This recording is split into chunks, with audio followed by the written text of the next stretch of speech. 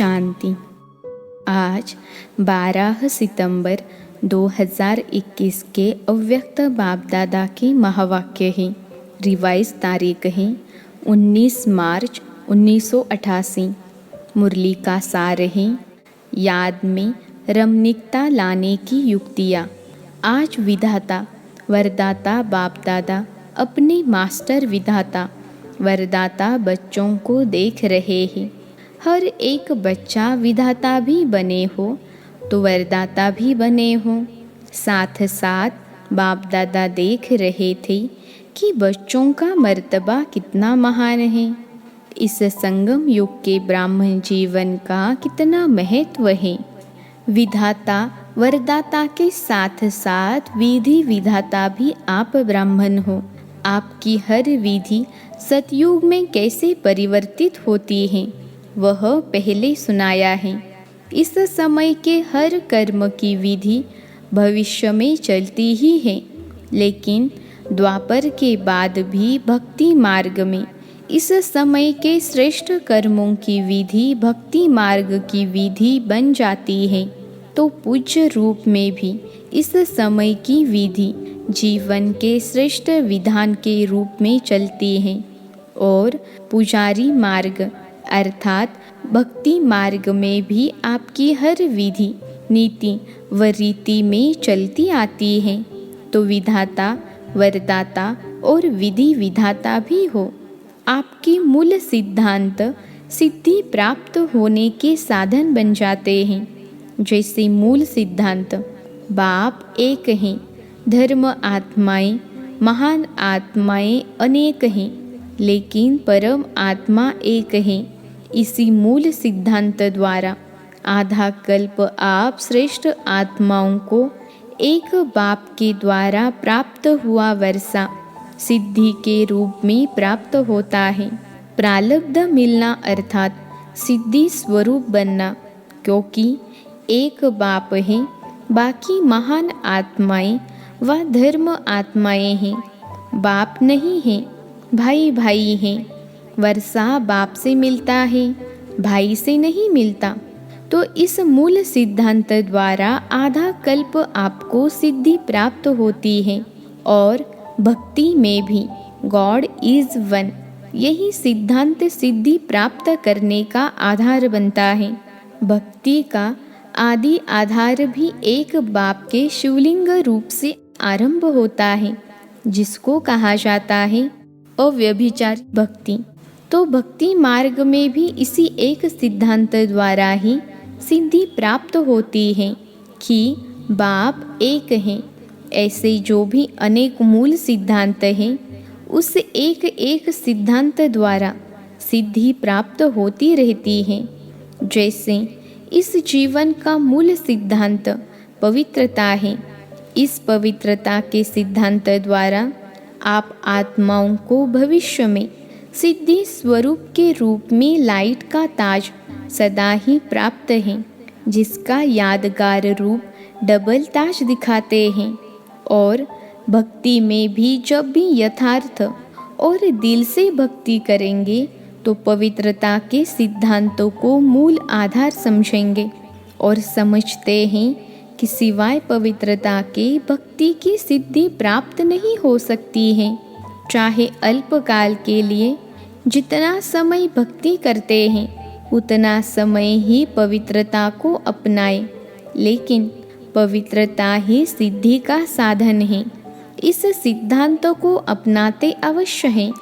इसी प्रकार हर एक ज्ञान का सिद्धांत व धारणा का मूल सिद्धांत बुद्धि से सोचो कि हर एक सिद्धांत सिद्धि का साधन कैसे बनता है।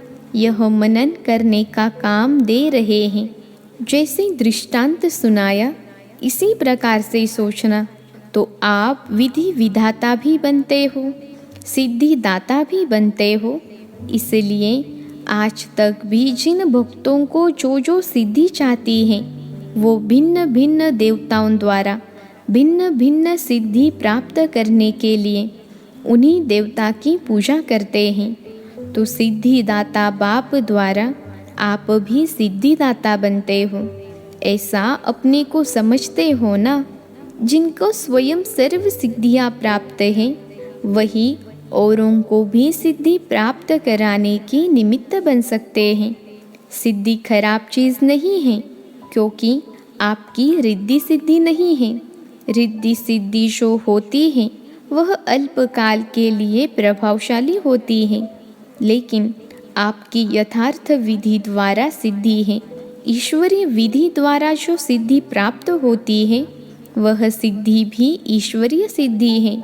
जैसे ईश्वर अविनाशी है तो ईश्वरीय विधि और सिद्धि भी अविनाशी है।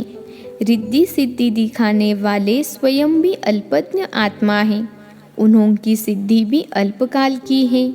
लेकिन आपकी सिद्धि सिद्धांत की विधि द्वारा सिद्धि है, इसलिए आधा कल्प स्वयं सिद्धि स्वरूप बनते हो और आधा कल्प आपके सिद्धांत द्वारा भक्त आत्माएं यथाशक्ति तथा फल की प्राप्ति व सिद्धि की प्राप्ति करते आते हैं, क्योंकि भक्ति की शक्ति भी समय प्रमाण कम होती आती है। सतो प्रधान भक्ति की शक्ति भक्त आत्माओं की सिद्धि की अनुभूति आजकल के भक्तों से ज़्यादा कराती है।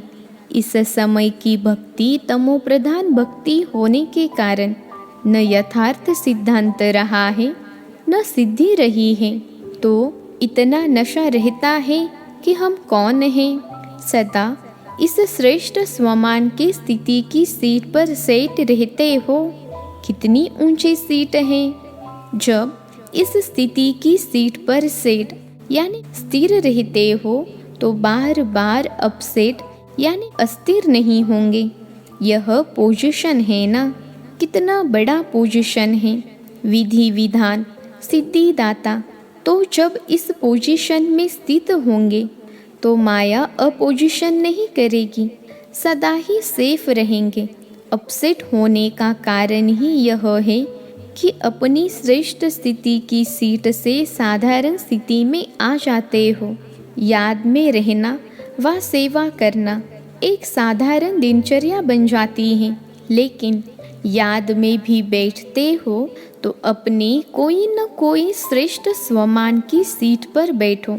सिर्फ ऐसे नहीं कि याद के स्थान पर, चाहे योग के कमरे में चाहे बाबा के कमरे में, बेड यानी बिस्तर से उठकर बैठ गए व सारे दिन में जाकर बैठ गए। लेकिन जैसे शरीर को योग्य स्थान देते हो वैसे पहले बुद्धि को स्थिति का स्थान दो। पहले यह चेक करो कि बुद्धि को स्थान ठीक दिया तो ईश्वरीय नशा सीट से स्वतः ही आता है। आजकल भी कुर्सी का नशा कहते हैं ना। आपका तो श्रेष्ठ स्थिति का आसन है। कभी मास्टर बीज रूप की स्थिति के आसन पर सीट पर सेट हो, कभी अव्यक्त फरिश्ते की सीट पर सेट हो, कभी विश्व कल्याणकारी स्थिति की सीट पर सेट हो। ऐसे हर रोज भिन्न भिन्न स्थिति के आसन पर व सीट पर सेट होकर बैठो। अगर किसी को भी सीट सेट नहीं होती है तो हलचल करते हैं ना, कभी ऐसा करेंगे कभी वैसा करेंगे, तो यह बुद्धि की हलचल में तब आती है जब सीट पर सेट नहीं होते।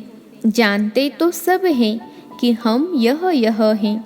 अगर अभी ये पूछें कि आप कौन हैं तो लंबी लिस्ट अच्छी निकल आएगी, लेकिन हर समय जो जानते हो वह अपने को मानो। सिर्फ जानो नहीं, मानो, क्योंकि जानने से सूक्ष्म में खुशी तो रहती है। हाँ, मैं यह हूँ, लेकिन मानने से शक्ति आती है और मानकर चलने से नशा रहता है। जैसे कोई भी पोजीशन वाले जब सीट पर सेट होते हैं तो खुशी होगी, लेकिन शक्ति नहीं होगी। तो जानते हो, लेकिन मानकर चलो और बार बार अपने से पूछो, चेक करो कि सीट पर सेट हूँ या साधारण स्थिति में नीचे आ गया। जो औरों को सिद्धि देने वाले हैं वह स्वयं हर संकल्प में हर कर्म में सिद्धि स्वरूप अवश्य होंगे, दाता होंगे। सिद्धि दाता कभी यह सोच भी नहीं सकते कि जितना पुरुषार्थ करते हैं व मेहनत करते हैं, इतनी स्थिति दिखाई नहीं देती है। व जितना याद में अभ्यास करते हैं, उतनी सिद्धि नहीं अनुभव होती है। इससे सिद्ध है कि सीट पर सेट होने की विधि यथार्थ नहीं है, रमणीक ज्ञान है। रमणीक अनुभव स्वतः ही सुस्ती को भगा देता है। यह तो कई कहते हैं ना, वैसे नींद नहीं आएगी, लेकिन योग में नींद अवश्य आएगी। यह क्यों होता है? ऐसी बात नहीं कि थकावट है, लेकिन रमणीक रीति से और नेचुरल रूप से बुद्धि को सीट पर सेट नहीं करते हो, तो सिर्फ एक रूप से नहीं, लेकिन वैरायटी रूप से सेट करो। वही चीज़ अगर वैरायटी रूप से परिवर्तन कर यूज़ करते हैं तो दिल खुश होती है, चाहे बढ़िया चीज़ हो। लेकिन अगर एक ही चीज़ बार बार खाते रहो, देखते रहो तो क्या होगा? ऐसे बीज रूप बनो, लेकिन कभी लाइट हाउस के रूप में, कभी माइट हाउस के रूप में, कभी वृक्ष के ऊपर बीज के रूप में, कभी सृष्टि चक्र के ऊपर टॉप पर खड़े होकर सभी को शक्ति दो। जो भिन्न भिन्न टाइटल मिलते हैं, वह रोज भिन्न भिन्न टाइटल अनुभव करो।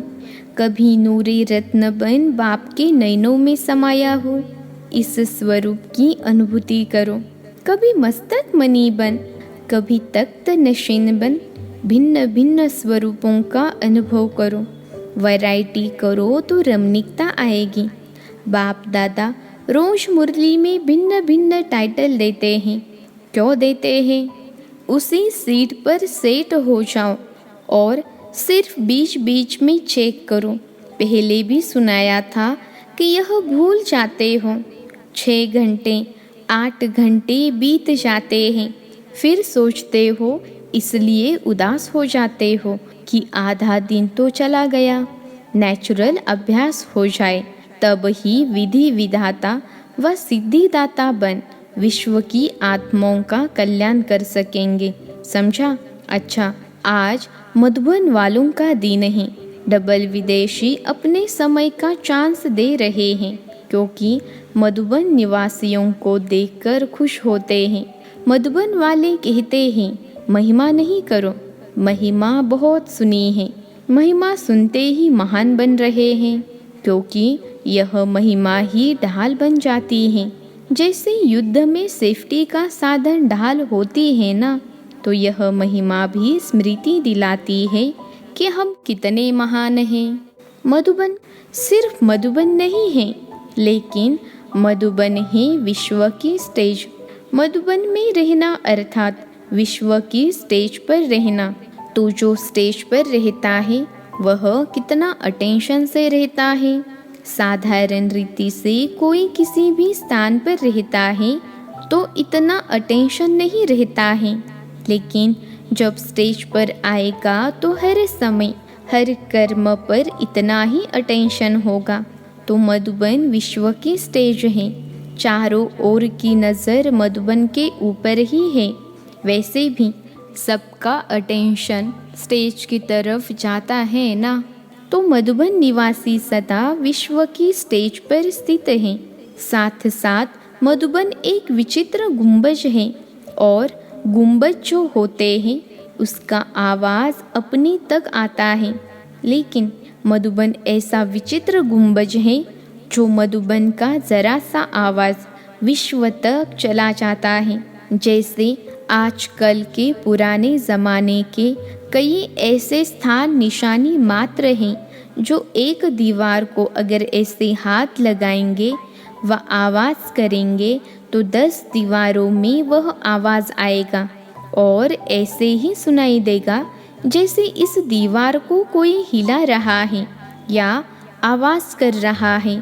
तो मधुबन ऐसा विचित्र गुंबज है जो मधुबन का आवाज़ सिर्फ मधुबन तक नहीं रहता, लेकिन चारों ओर फैल जाता है। ऐसे फैलता है जो मधुबन में रहने वालों को पता भी नहीं होगा। लेकिन विचित्रता है ना, इसलिए बाहर पहुंच जाता है। इसलिए ऐसे नहीं समझो कि यहाँ देखा या यहाँ बोला, लेकिन विश्व तक आवाज़ हवा की रफ्तार से पहुंच जाता है, क्योंकि सबकी नज़रों में, बुद्धि में सदा मधुबन और मधुबन का बाप दादा ही रहता है। तो जब मधुबन का बाप नज़रों में रहता है तो मधुबन भी आएगा ना। मधुबन का बाबा है तो मधुबन तो आएगा ना। और मधुबन में सिर्फ बाबा तो नहीं हैं, बच्चे भी हैं। तो मधुबन वासी स्वतः ही सबकी नज़रों में आ जाते हैं। कोई भी ब्राह्मण से पूछो, चाहे कितना भी दूर रहता हो, लेकिन क्या याद रहता है? मधुबन और मधुबन का बाबा। तो इतना महत्व है मधुबन वासियों का, समझा? अच्छा, चारों ओर के सर्व सेवा के उमंग उत्साह में रहने वाले, सदा एक बाप के स्नेह में समाये हुए, सदा हर कर्म में श्रेष्ठ विधि द्वारा सिद्धि को अनुभव करने वाले, सदा स्वयं को विश्व के कल्याणकारी अनुभव कर, हर संकल्प से, बोल से श्रेष्ठ कल्याण की भावना और श्रेष्ठ कामना से सेवा में बिजी रहने वाले, ऐसे बाप समान सदा अथक सेवाधारी बच्चों को बाप दादा का याद प्यार और नमस्ते। हम रूहानी बच्चों की रूहानी माता पिता बाप दादा को याद प्यार, गुड मॉर्निंग और नमस्ते बाबा नमस्ते। पर्सनल मुलाकात। पहला ग्रुप, स्वयं को कर्मयोगी श्रेष्ठ आत्मा अनुभव करते हो। कर्मयोगी आत्मा सदा कर्म का प्रत्यक्ष फल स्वतः ही अनुभव करती है। प्रत्यक्ष फल, खुशी और शक्ति। तो कर्मयोगी आत्मा अर्थात प्रत्यक्ष फल, खुशी और शक्ति अनुभव करने वाली बाप सदा बच्चों को प्रत्यक्ष फल प्राप्त कराने वाले हैं। अभी अभी कर्म किया, कर्म करते खुशी और शक्ति का अनुभव किया, तो ऐसे कर्मयोगी आत्मा हो। इसी स्मृति से आगे बढ़ते रहो। दूसरा ग्रुप, बेहद की सेवा करने से बेहद की खुशी का स्वतः ही अनुभव होता है ना। बेहद का बाप बेहद का अधिकारी बनाते हैं। बेहद सेवा का फल, बेहद का राज्य भाग्य स्वतः ही प्राप्त होता है।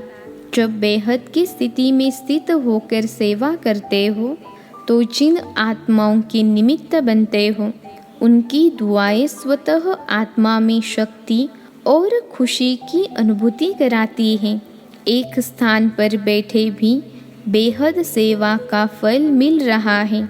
इस बेहद के नशे से बेहद का खाता जमा करते आगे बढ़ते चलो। आज का वरदान है, सेकंड में देह रूपी चोले से न्यारा बन, कर्म भोग पर विजय प्राप्त करने वाले सर्वशक्ति संपन्न भव। सेकंड में देह रूपी चोले से न्यारा बन, कर्म भोग पर विजय प्राप्त करने वाले सर्वशक्ति संपन्न भव। विश्लेषण है, जब कर्म भोग का जोर होता है, कर्मेंद्रियां कर्म भोग के वश अपनी तरफ आकर्षित करती हैं, अर्थात जिस समय बहुत दर्द हो रहा हो, ऐसे समय पर कर्म भोग को कर्म योग में परिवर्तन करने वाले, साक्षी हो कर्मेंद्रियों से भोगने वाले ही सर्वशक्ति संपन्न अष्टरत्न विजयी कहलाते हैं। इसके लिए बहुत समय का देह रूपी चोले से न्यारा बनने का अभ्यास हो। यह वस्त्र दुनिया की व माया की आकर्षण में टाइट अर्थात खींचा हुआ न हो, तब सहज उतरेगा। आज का स्लोगन है, सर्व का मान प्राप्त करने के लिए निर्माण चित्त बनो। निर्माणता महानता की निशानी है। सर्व का मान प्राप्त करने के लिए निर्माण चित्त बनो। निर्माणता महानता की निशानी है। अच्छा, ओम शांति।